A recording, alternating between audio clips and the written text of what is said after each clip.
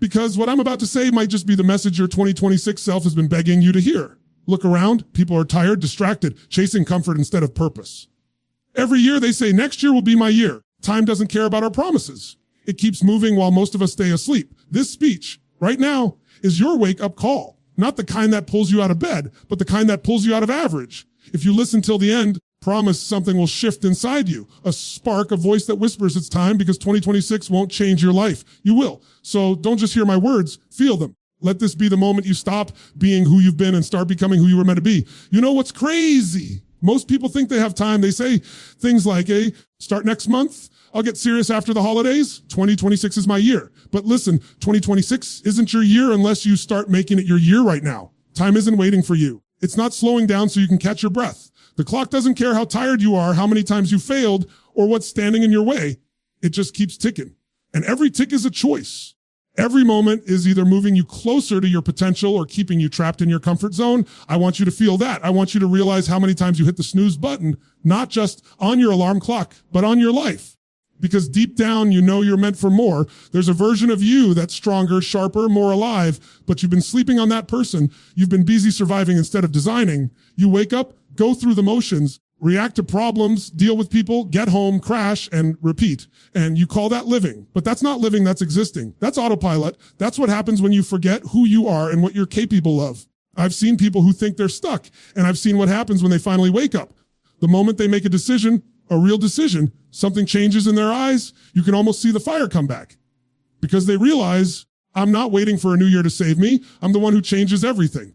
See, the gap between where you are and where you want to be isn't as big as you think. It's not 10 years away. It's one choice away. Decision to stop letting fear dictate your pace. One moment where you finally stop negotiating with your excuses. And let's be real, excuses sound reasonable until they rob you of your future. You say, I don't have time, but you find hours to scroll through your phone. You say, I don't have energy, but you stay up late watching people who already made it. You say, it's not the right time. But the truth is, right time doesn't exist. The right time is the moment you decide to wake up. If you keep waiting for perfect conditions, you'll wake up one day in 2026 realizing nothing's changed. Same job, same habits, same mindset, just another year gone. That's the pain I want to save you from, the pain of regret, because regret doesn't show up loud. It shows up quiet. It whispers, you could have done more. You could have tried harder. You could have started sooner. So here's what I want you to do right now, not later. Take a breath. Look around. Everything you want, everything you dream of is already waiting on you to step up. Not tomorrow. Not when you feel ready. Right now. You don't need more motivation. You need a reason. Something that hits your soul so deeply it burns away your hesitation. Maybe it's your family. Maybe it's your future. Maybe it's proving to yourself that you were never meant to settle. Ever that reason is, lock into it. Because once you have a reason, discipline becomes natural. You don't have to push yourself. You're pulled by something bigger than comfort. And let me tell you, you start operating from that place, that hunger, that urgency. Life begins to move differently. You attract people who are on fire like you. You see opportunities where others see obstacles. You stop needing permission to rise because you finally understand you were never meant to stay asleep in the first place. You were built to grow, built to create, built to lead. That's why comfort feels so uncomfortable after a while, because your soul knows you're made for more. I want you to think about this. If you keep doing what you've always done, you'll keep getting what you've always gotten. So what's it going to be? Another year of almost? Another year of someday? Or are you going to wake up today and say, enough, I'm done sleeping on my potential, because here's the truth. 2026 is already on its way. You can either wait for it or you can meet it prepared, focused, and alive. You can be the person who says, wish I started, or the one who says, I'm glad I did. Every morning from now on, when you wake up, remind yourself, this is not just another day. This is a chance, a small piece of time to move closer to the person you were born to be. Waste it. Don't drift through it. Don't let your potential go unused another year, because one day you'll look back and realize that everything changed the moment you decided to wake up. And that moment is right now. You know, people talk about motivation like it's the secret to everything. They say, I just need to get motivated, or once I feel inspired, I'll start. But let's be honest, motivation is a mood, not a muscle. It's unreliable. It fades. You can't build a future on something that disappears the moment life gets uncomfortable. You don't need to be motivated. You need to be disciplined, because discipline is what keeps you moving when motivation runs out. Discipline is what separates those who dream from those who do. The truth is, anyone can feel fired up for a few minutes. Anyone can write down goals, make vision boards, listen to speeches. The ones who actually change their lives are the ones who follow through long after the excitement is gone. They show up when it's raining, when they're tired, when no one's clapping, when no one's watching. They do the boring, unsexy, repetitive work that success demands. And that's why they win. See, your brain is always looking for comfort. It wants the easy route, the instant gratification, the dopamine hit. But discipline doesn't care about feelings. It's built on commitment. It's saying, I don't care if I feel like it or not. I'm doing it anyway. Because that's how you grow. You don't grow when it's easy. You grow when it's hard and you keep going anyway. Think about it. Every person you admire, every success story you've ever heard is rooted in discipline. Athletes don't wait to feel ready before training. Entrepreneurs don't wait for perfect conditions to start. Leaders don't wait for approval to take action. They move, they learn, adapt, they fall, they get up, and they move again over and over. That's discipline in motion. And you might say, but it's hard. Of course it's hard. That's the point. If it were easy, everyone would do it. The reason discipline feels heavy is because it's supposed to. It's a test of how much you actually want it. Most people give up not because they can't do it, but because they expect it to feel good. Growth doesn't feel good. Transformation isn't comfortable. You don't build strength and comfort. You build it under pressure. The difference between people who stay stuck and people who take off is this: they stop negotiating with themselves. They stop saying, just 5 more minutes, or I'll start tomorrow. They stop making excuses sound logical. They understand that discipline is freedom. The freedom to look in the mirror and say, I did what I said I'd do. You know that feeling when you follow through, when you didn't want to go to the gym, but you did. When you didn't want to make the call, but you picked up the phone anyway. That feeling isn't motivation, it's pride, it's power, it's proof that you're in control. That's what builds momentum. That's what builds self-trust. Because self-trust is everything. If you don't trust yourself to do what you say you'll do, you can't build confidence. Confidence doesn't come from talking about your goals. It comes from keeping your promises to yourself. Every time you choose discipline, you're proving to yourself that you can be counted on. And when you can count on you, you become unstoppable. I know some of you are thinking, I've tried before. I get disciplined for a few days and then I fall off. Let me tell you something. Off doesn't mean you failed. It means you're human. The difference is what you do next. Most people stay down, but the disciplined person, they get back up immediately. They don't wait for Monday. They don't wait for the new month. They reset right now, because discipline isn't perfection. It's persistence. You have to decide what kind of person you want to be. The kind who only acts when it's convenient, the kind who acts because it's necessary, the kind who chases temporary motivation, or the kind who builds unbreakable habits, because your habits are the foundation of your future. If you build the habit of quitting when it's hard, we'll keep proving you're right. But if you build the habit of showing up no matter what, life will eventually have to reward you. It's law. Effort compounds. The work you put in today might not show results tomorrow, but it's stacking. It's building pressure one day. That consistency will explode into opportunity and people will call you lucky. But you'll know it wasn't luck. It was discipline. You've got to rewire your mind to crave the grind, not the glory. To find satisfaction in effort, not outcome, to fall in love with the process, not just the result. Because when you master discipline, you stop waiting to feel inspired, you become the inspiration. Every morning when you wake up, you have 2 choices. You can be driven by your emotions or you can be driven by your vision. Emotions change, vision endures. If you want 2026 to be different, if you want it to finally be your year, then stop chasing feelings and start building foundations. Let motivation decide your life. Let discipline define it. Because discipline is the bridge between who you are and who you're destined to become. You ever notice how your energy changes depending on who you're around? Some people light you up, make you want to be better, push you forward. And others, they drain you. They make you doubt yourself, make you feel small, make you question your dreams. The truth is, your environment is stronger than your willpower. You can have the biggest goals, the strongest desire, but if you're surrounded by the wrong energy, it'll slowly poison your mindset. That's why I tell people, if you want to change your life, start by changing your circle. Because here's what happens. Your brain starts adapting to whatever you normalize. If you spend your days around people who complain, gossip, settle for less, make excuses, you'll start doing the same. You'll think it's normal to drift through life. You'll think it's normal to survive instead of thrive. But if you surround yourself with people who think bigger, move faster, and expect more out of life, you'll rise just to keep up. You won't even realize it, but their energy, their drive, their standards will pull you higher. It's like heat. You can't stand next to a fire and not feel warmer. And you can't stand next to greatness and not feel that pull toward your own potential. That's why your environment matters more than motivation. Because no matter how much self-discipline you build, if you keep feeding your mind low-frequency conversations, you'll burn out. You'll start shrinking to fit the people who refuse to grow. Some of you have dreams so big, you're trying to share them with people who think small.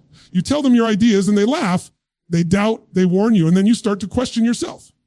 Not because you're wrong, because you're letting the wrong voices influence your vision. Stop looking for validation from people who haven't done what you're trying to do. Stop expecting support from those who are threatened by your ambition. Not everyone will understand your path, and that's okay. It's not their job to. You've got to protect your energy like your life depends on it, because it does. Energy is everything.